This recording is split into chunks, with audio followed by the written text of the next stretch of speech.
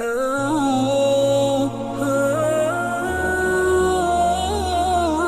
کی اجازت دے دو، لیکن this goes to their credit. انہوں نے کہا نہیں، یہ معاہدہ جو عمر نے کیا تھا رضی اللہ تعالی عنہ، اس کو میں نہیں بدل سکتا. تم جاؤ، جا کے زیارت کرو، آ جاؤ. تم وہاں آباد نہیں ہو سکتے کیونکہ ترکی کا زیر لگی تھا نا علاقہ. سلطنت عثمانیہ میں شامل تھا پورا ویسٹ ایشیا، پورا ایسٹ یورپ، پورا شمالی افریقہ. 3 بر اعظموں پر پھیلی ہوئی تھی سلطنت عثمانیہ اور خلافت عثمانیہ. 400 برس تک خلافت ان کے ہاں رہی ہے. انہوں نے نہیں مانا. نتیجہ کیا نکلا؟ انہوں نے اس خلافت کے نظام کو ختم کرنے کے لیے سازش شروع کی.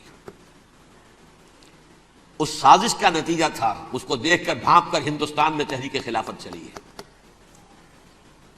دولی اماں محمد علی کی جان بیٹا خلافت پر دے دو، ساتھوں تیرے شوکت علی بھی جان بیٹا خلافت پر دے دو. تحریک چلی، ابھی ختم نہیں ہوئی تھی خلافت، لیکن نظر آ گیا تھا. بڑا پیارا واقعہ ایک صاحب نے سنایا ہے کہ جب شیخ الہند جو ہیں اسیر تھے مالٹا میں، یہ 1915 سے 1920 تک رہے، تو وہاں جو تھا مالٹا کا جو کیمپ تھا جس میں کہ یہ اسیر تھے، اس کا کمانڈانٹ جو تھا انگریز، انہوں نے دیکھ لیا تھا یہ بہت فرشتہ خصلت انسان ہے، نورانی شکل ہے، تو وہ اچھا میل ملاپ تھا. ایک روز کہا حضرت شیخ الہند نے کہ آپ لوگ ہماری خلافت کے پیچھے کیوں پڑے ہوئے ہیں؟ وہ تو ایک مردہ شے ہے، اس میں کوئی جان تو ہے نہیں، کوئی طاقت نہیں ہے، پھر بھی آپ ہماری ایک نشانی ہے، اسے کیوں آپ جو ہے برباد کرنے پر تلے ہوئے؟ اس نے کہا اتنے بھولے نہ بنیے حضرت، ہمیں معلوم ہے اس نیم مردہ خلافت میں بھی طاقت اتنی ہے کہ اگر جہاد کا فتویٰ اس نے دے دیا تو انڈونیشیا سے موریتانیہ تک مسلمان کفن سر سے باندھ کے نکل آئے گا، یہ ہمیں معلوم ہے. لہذا ہمیں ختم کرنا ہی کرنا. اور ختم کس سے کرایا؟ ایک فری میسن مصطفیٰ کمال پاشا. چاک کر دی ترک ناداں نے خلافت کی قبا، سادگی اپنوں کی دیکھ اوروں کی عیاری بھی دیکھ. عیاری کس کی تھی؟ یہود کی، اور ان کے اعلی کار برطانیہ.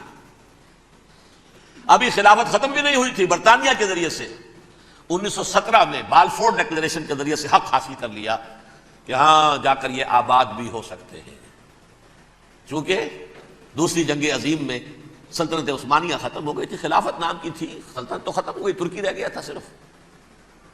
اور جنرل ایلنبی کی فوجیں داخل ہو چکی تھی یروشلم میں.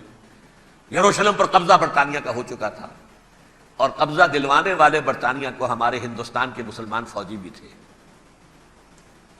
اربوں نے بغاوت کی ترکوں کے خلاف، اور انگریزوں کی فوج میں ہمارے ہندوستان کے مسلمان سپاہی بھی تھے.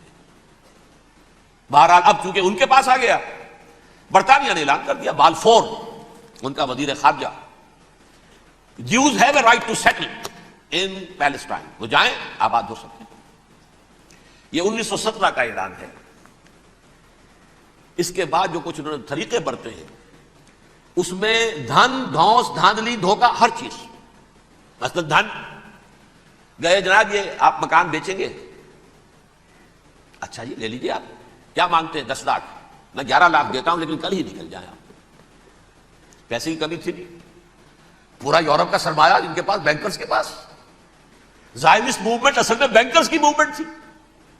1897 میں جمع ہو کر انہوں نے جو پروٹوکول بنائے تھے وہ کون تھے؟ سب کے سب بینکرز تھے. دولت کی کمی نہیں تھی. تم 10 کی بجائے 11 لو نکل جاؤ. یہ کھیت بیچتے ہو کتنے کا؟ بھائی 12 کا. ہم 13 دیتے ہیں بھائی، جلدی سے نکل جاؤ. یہ بھی کیا، دھن کے ذریعے سے ڈسپلیس کیا، جہاں زور چلا نکال دیا. اور اس کے بعد پھر جب سن 48 میں اسرائیلی ریاست قائم ہو گئی، اب اسرائیلی جو ہے عدالتوں میں استغاثے دائر کرنے شروع ہوئے. فلاں مکان میرے پڑانے پگڑ دادا سگڑ دادا کا تھا 2000 سال پہلے، اس کے اوپر یہ قبضہ کر کے بیٹھے ہوئے، یہ میرے پاس دستاویزات ہیں. اچھا ٹھیک ہے آپ نکل جائیں، یہ مکان ان کا ہے. اس طریقے سے انہوں نے بے دخل کیا فلسطینیوں کو، اور خود وہاں پر قدم جما کر مضبوطی سے بیٹھ گئے. یہ ہے کہ جو مغربی اقوام نے کیا ہے. اس میں سیکنڈ جو ہے رول پلے کیا ہے امریکہ نے. ویسٹ جو ہے اس کا نمبر 2 امریکہ تھا، اب نمبر 1 امریکہ ہے. اب برطانیہ کی کوئی حیثیت ہی اب نہیں ہے، لیکن سب سے بڑا وکیل جو ہے وہ وہی ہے اب بھی. لیکن ظاہر بات ہے کہ west white Anglo Saxon Protestants کا امام اس وقت جو ہے وہ برطانیہ، یو ایس اے. 1948 میں یہ قائم ہوا، اور یہاں پہ نوٹ کیجئے پاکستان 47 میں قائم ہوا ہے. اور تقریباً 9 مہینے ہیں درمیان میں، اگست 47 اور مئی یا جون 48۔ اس کا کیا مطلب ہے یہ میں بعد میں بتاؤں گا۔ پہلی جنگ ہوئی 48 میں، عربوں نے بغاوت کی اور عرب جیت رہے تھے، اچانک پتہ نہیں کیوں عربوں نے جنگ بند کر دی۔ یہ بالکل یوں سمجھیے کہ پیرلل واقعات ہیں۔ کشمیر میں ہم جیت رہے تھے، بھاگ کر نہرو پہنچ گیا یونائٹڈ نیشنز کے اندر، جنگ بند ہو گئی، ختم ہوا۔ اس کچھ اپنوں کی غلطی بھی تھی، کچھ قبائلیوں نے وہاں جا کر سری نگر ایئرپورٹ تک پہنچ گئے تھے، بجائے اس پر قبضہ مکمل کرنے کے لوٹ مار میں لگ گئے، اپنوں کی غلطی بھی تھی، لیکن اس کے باوجود پڑنا بھاری تھا۔ اور اگر سری نگر ایئرپورٹ پر قبضہ ہو گیا ہوتا تو سوال ہی پیدا نہیں ہوتا کہ بھارت جو ہے اپنی فوجیں اتار سکتا، زمینی راستہ تھا ہی نہیں۔ وہی وہاں ہوا ہے، بڑے ہی عجیب طریقے پر عرب جیت رہے تھے، اسرائیل جو ہے شکست کھا رہے تھے، عربوں نے صلح کر دی۔ کچھ مہینوں کے بعد عربوں نے دوبارہ جنگ کی۔ اتنے عرصے میں یہ اسرائیلی، یہ سب جو ہے جتنے دہشت گرد ہیں اسرائیلی، یہ اس دور کے لوگ ہیں، وہ چاہے میناچم بیگن تھا یا کوئی اور، یہ سب کے سب اس دور کے ٹیررسٹ۔ اب انہوں نے ڈٹ کر جو مقابلہ کیا، عربوں کو شکست دی بڑی سخت۔ سن 48 میں عربوں کو شکست ہو گئی۔ سن 67 میں روس کے سکھانے پڑھانے پر جمال عبد الناصر نے حملہ کیا، بلاکیٹ کر دیا ایلات کا، بندرگاہ کا۔ 6 دن کی جنگ کے اندر اسرائیلیوں نے روس سے پورا صحرائے سینا لے لیا، اسرائیل شام سے گولان ہائٹس لے لیے، اردن سے یہ پورا مغربی کنارہ جو یہ اردن کا حصہ تھا، اور مشرقی یروشلم اردن کے پاس تھا، اس پر بھی قبضہ کر لیا۔ 1967 کی جنگ کا نتیجہ کیا نکلا؟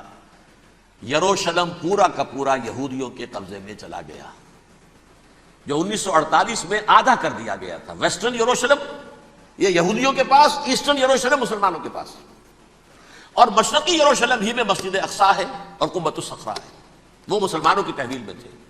اردن کا قبضہ مسلمانوں کی تحویل، لیکن اب 67 میں پورا یروشلم ان کے قبضے میں آ گیا۔ پھر بہرحال مصر نے ایک کوشش کی بدلہ لینے کی سن 73 کی جنگ میں، اور اس میں کوئی شک نہیں بڑی شجاعت کا مظاہرہ کیا۔ رمضان وار آف 1973 بارلیو لائن کراس کر لی، جسے وہ سمجھتے تھے کہ کوئی طاقت دنیا کی ہمارے اس دفاعی جو ہے لائن اس کو کراس کر نہیں سکتی۔ لیکن پھر جب امریکہ اپنی پوری طاقت لے کر میدان میں آ گیا ہے تو ظاہر بات ہے کہ مصر کی حیثیت امریکہ کے مقابلے میں تو کچھ نہیں تھی۔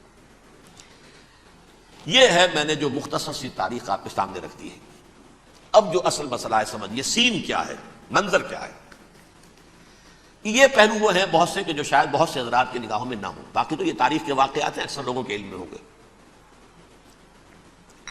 یہودیوں میں بھی ایک بڑی شدید اندرونی کشاکش ہے، جیسا مسلمانوں میں۔ کچھ مسلمان وہ ہیں جو نماز روزے کی پابندی کرتے ہیں، دین سے انہیں تعلق ہے، کچھ وہ ہیں جو نہ نماز نہ روزہ نہ کچھ، نام تو ان کے ہیں، محمد حسین ہے، غلام علی ہے تو صحیح، سیکولر ذہن ہے، مادی پرستی ہے، کچھ نہیں ہے کہ نہیں، ایسا ہی ان کے ہاں بھی ہے۔